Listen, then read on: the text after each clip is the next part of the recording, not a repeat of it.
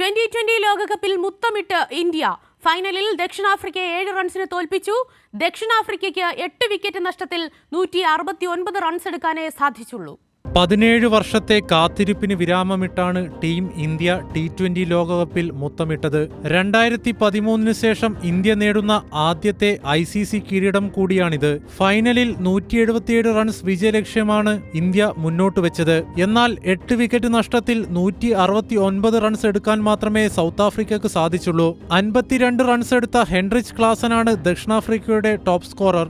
ഹാർദിക് പാണ്ഡ്യ 3-ഉം അർഷദീപ് സിംഗ്, ജസ്പ്രീത് ബുംറ എന്നിവർ 2 വീതം വിക്കറ്റ് വീഴ്ത്തി. വിരാട് കോഹ്ലിയുടെ ഇന്നിംഗ്സാണ് ഇന്ത്യയെ മികച്ച സ്കോറിലേക്ക് നയിച്ചത്.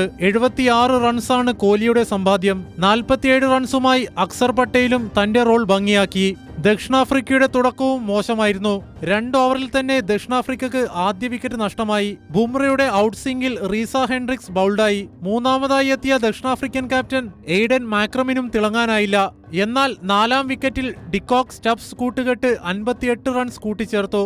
ഹെൻറിച്ച് ക്ലാസൻ അർദ്ധ സെഞ്ചുറി നേടിയതോടെ ഇന്ത്യൻ ക്യാമ്പിൽ ആശങ്ക ഉയർന്നു. ഡിക്കോക്കും ക്ലാസനും മടങ്ങിയതോടെ ദക്ഷിണാഫ്രിക്ക പ്രതിരോധത്തിലായി. അവസാന ഓവർ എറിയാനെത്തിയത് ഹാർദിക് പാണ്ഡ്യയായിരുന്നു. ആദ്യ പന്തിൽ മില്ലർ പുറത്ത്. സൂര്യകുമാർ യാദവ് ബൗണ്ടറി ലൈനിലെടുത്ത് അത്ഭുത ക്യാച്ചാണ് മില്ലറെ പറഞ്ഞയച്ചത്. അവസാന 2 ബോളിൽ 9 റൺസ് എന്ന ദക്ഷിണാഫ്രിക്കയുടെ വിജയലക്ഷ്യം റബാദയെ ഔട്ടാക്കി ഇന്ത്യ കിരീടം ഉറപ്പിക്കുകയായിരുന്നു. അങ്ങനെ 2ാം തവണ T20 ലോകകപ്പിൽ മുത്തമിട്ട് team India. World cup desk, Kairali news.